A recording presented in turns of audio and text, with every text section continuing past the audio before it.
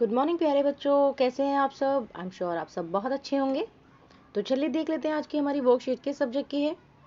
तो आज की हमारी वर्कशीट है इंग्लिश की। तो सबसे पहले अपनी नोटबुक में हम इसे लिख लेंगे।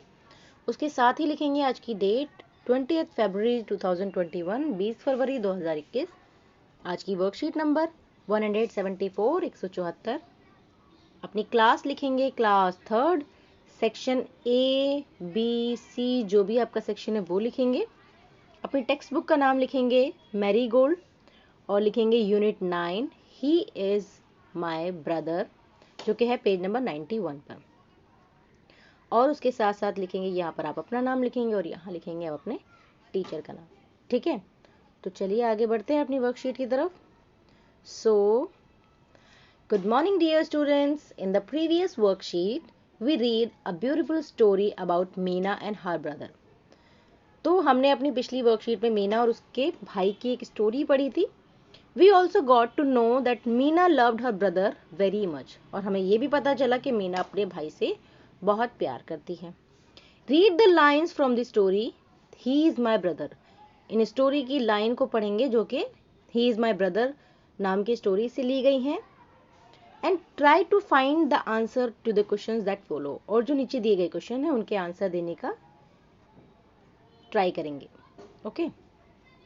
A girl also climbed that hill, the hill with them. तो वो लड़की जो है उसके साथ हिल पर चढ़ी, पहाड़ पर। Her name was मीना, उसका नाम मीना था। Meena was 12 years old. Meena 12 साल की एक बच्ची थी। She carried a small boy on her back. उसने एक छोटे से लड़के को अपनी कमर पर लादा हुआ था, या जैसे कहते हैं, जैसे छोटे बच्चों को हम पद्दी पे या पीठ पर हम बिठा लेते हैं, इस तरह रखकर वो उस हिल पर चढ़ रही थी। He was 4 years old. वो बच्चा 4 साल का था। His hair was curly. उस लड़के के बाल घुंघराले थे, कर्ली थे। His eyes were black and his face was as fresh as morning dew. उसकी आंखें काली थीं और उसका चेहरा इतना फ्रेश, इतना ताज़ा लग रहा था जैसे सुबह की जो पहली ओस की बूंद होती है वो। As the sunshine danced through the trees. और मतलब इतनी तेज धूप थी, जैसे एक कहा जाता है कि जैसे तेज धूप हो, खिली सी धूप हो, जैसे वो पेड़ों के आसपास जो है सूरज की जो किरणें हैं वो आसपास डांस कर रही हूँ। Meena climb the hill slowly. Meena उस हिल को धीरे धीरे उस पर चढ़ रही थी, एंड स्टेडली, और एक समान गति से। यानी ऐसे ही नहीं कि अचानक से भाग रही है, वो लगातार आराम आराम से उस पर चढ़ रही थी। Meena was happy, the boy was also happy. वो क्यों हैप्पी थे? क्योंकि वो दोनों एक दूसरे से प्यार करते थे और वो एक साथ कहीं जा रहे थे, है ना। क्वेश्चन नंबर 1 है, what was the name of girl who carried the boy on her back. The girl name was the girl name was Meena. तो उस लड़की का नाम मीना था। Who carried the boy on her back, इसको आप यहाँ से who carried the boy on her back यहाँ से लिख सकते हैं। ठीक है। The hair of the boys was, जो लड़के के बाल थे वो कैसे थे? कर्ली थे। His eyes were black.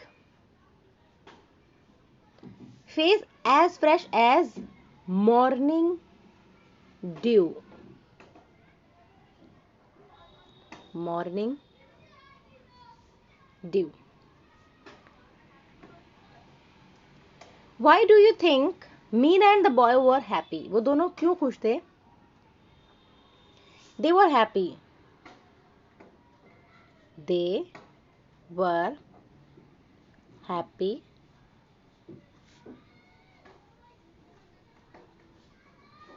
because they love each other. क्योंकि वो एक दूसरे से प्यार करते थे, इसलिए एक अगर एक उसकी पीठ पर है उसके बावजूद भी वो खुश हैं। ठीक है। In the story he is my brother, Meena's brother was unable to walk. Similarly we may come across some people who are unable to hear or speak. तो जैसे कि इस स्टोरी में जो ही इज माई ब्रदर एक नाम की जो स्टोरी जो हम पढ़ रहे हैं, उसमें जो मीना का भाई है वो चल नहीं सकता, इसलिए वो उसको अपनी पीठ पर बैठा कर लेके जा रही है। इसी तरह हम भी अपने आसपास देखते हैं कि कुछ लोग जो सुन नहीं सकते या बोल नहीं सकते। These people make use of sine language. ये लोग क्या करते हैं, बोल नहीं सकते, सुन नहीं सकते, तो वो साइन लैंग्वेज हाथों से कुछ इशारे करके बातें करते हैं। उनकी जो इस तरह के इशारे को उनको साइन लैंग्वेज कहते हैं। Sign language is a visual language, मतलब वो लैंग्वेज ऐसी है जो सुनाई नहीं देती, दिखाई देती है। विजुअल मतलब दिखाई देना। Consisting of sine, gesture, finger, spelling and facial expression. उसमें साइन दिखाए जाते हैं, अब वो आंखों के, फेस के एक्सप्रेशन होते हैं, फिंगर को ऊपर नीचे किसी भी तरह करके, और कुछ जेस्चर होते हैं कि आपकी बॉडी को ही थोड़ा बहुत हिलाते हैं किस तरह, तो उससे पता चल जाता है कि क्या कहना चाह रहे हैं। A few gestures are given below. उनमें से कुछ जेस्चर्स हम नीचे आपको दिए हुए हैं। Can you match them with their appropriate meaning given on the right side. और उसके साइड में उनके मीनिंग भी दिए हुए हैं, तो आपको मैच करना है कि कौन किस चीज के लिए बोला जाता है। जैसे अब हमारे पास थंब जब नीचे हुआ है तो वो होता है कि कोई हार गया है, तो वो लूज कर गया है। और जनरली जब हम जीत जाते हैं तो विक्ट्री, वी का साइन 2 फिंगर से बनाते हैं, विक्ट्री। और जब हम कहते हैं अच्छा ठीक है ओके, तो हम ओके के लिए क्या दिखाते हैं, थम्स अप। और विन के लिए ये वाला। ठीक है, तो ये है हमारे साइन लैंग्वेज जो 4 चीज़ों के लिए। आपको कुछ और पता हो तो अपने टीचर को, अपने पेरेंट्स को ज़रूर बताइएगा। ठीक है, उसके साथ साथ क्या करना है आपको, अपनी इंग्लिश की वर्कबुक के पेज नंबर 139 और 142 ये भी करने हैं, ये भी इसी से रिलेटेड होंगे, तो आपको ये भी करना है। ओके, पेरेंट्स के लिए सुझाव है बच्चों से दिव्यांगजन। दिव्यांगजन मतलब वही जो सुन नहीं सकते, बोल नहीं सकते, चल नहीं सकते, देख नहीं सकते, इस टाइप के जो लोग होते हैं। बच्चों को उनको बताइए कि उन्होंने उनमें शारीरिक भिन्नता हमारे व्यवहार, आपसी प्रेम और सहयोग में बाधा नहीं होती। कि मतलब अगर वो बोल नहीं सकते हैं या कुछ नहीं कर सकते हैं, तो वो हमसे आपसी प्रेम और उसमें कोई फर्क नहीं पड़ जाएगा, क्योंकि वो अगर उनके पास वो बोल नहीं सकते हैं, सुन नहीं सकते, तो वो साइन लैंग्वेज से अपनी बात कह सकते हैं। तो जैसे हम आम लोग हैं, ऐसे ही वो भी हमारे साथ रह सकते हैं, पढ़ सकते हैं, खेल कूद सकते हैं। तो अपने बच्चों में ये बात डलवाइए, उनको बताइए कि कोई किसी से छोटा या बड़ा या कोई इस तरह नहीं होता। लास्ट है Covid appropriate behaviour cab message, keep maintaining physical distance of 6 feet और 2 yards। तो जब भी बाहर जाए या किसी के कांटेक्ट में आए तो 6 फीट या 2 गज की दूरी हमेशा बना कर रखें, ताकि आप कोविड से सेफ रहें।